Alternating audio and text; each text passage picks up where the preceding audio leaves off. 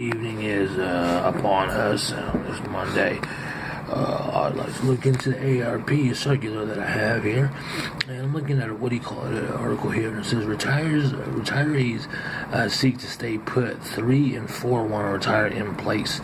So let's see this article here. It says, while it's common to daydream of someday moving to a sunny clime or exotic locale, it's clear the majority of American adults would prefer to stay in their current homes as long as possible.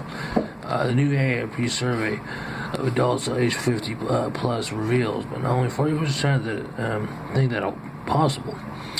More than 3 in 4 people, 77%, agree with the statement.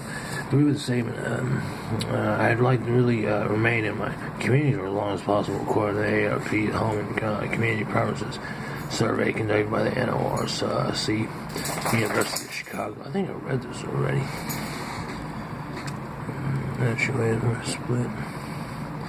Yeah, I'm really getting on here. Okay, here's an article we can look at. And it says there's a dramatic shift in bankruptcies. Filing by older Americans are on the rise. Filings by older Americans are on the rise.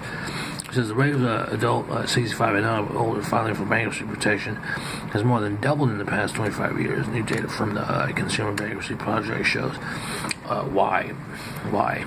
It says the society safety net for older Americans has been shrinking, says a report by the Social Science Research Network, which analyzes the data. Quote, the risks associated with aging, reduced income, and increased health care costs have been offloaded onto older individuals, unquote.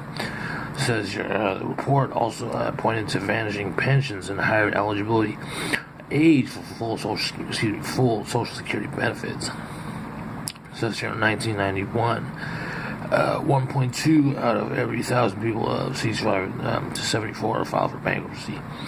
By 2016, the rate was 3.6 to 1,000. Says at the same time, rates fell sharply for younger Americans. As a result, 12% of all bankruptcies were filed by people 65 plus in 2016, averages from just 2% in 1991. Says here, here's another thing from the ARP. It says drug costs targeted hospitals will make their own generics. It says group hospitals and healthcare providers will battle the high prices of prescription drugs and supply shortages by manufacturing the pharmaceuticals themselves. The coalition, including hospital chain Intermountain Healthcare and Mayo Clinic, HCA Healthcare, and others, have launched a non-profit drug company called Civica RX.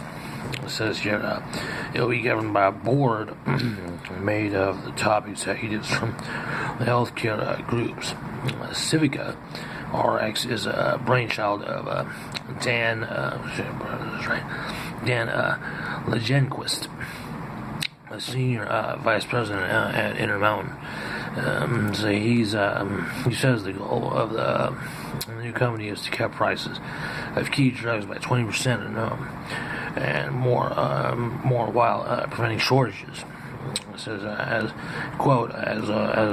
we as a society pay for the development of these drugs, end quote. Legenquist told AARP it's offensive, quote, it's offensive to see certain companies corner drugs just so they can raise prices that aren't justified by production costs, end quote.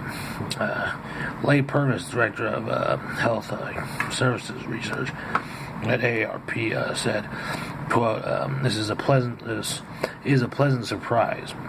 We want essential medicines to be available to people who need them, end quote. And that's that.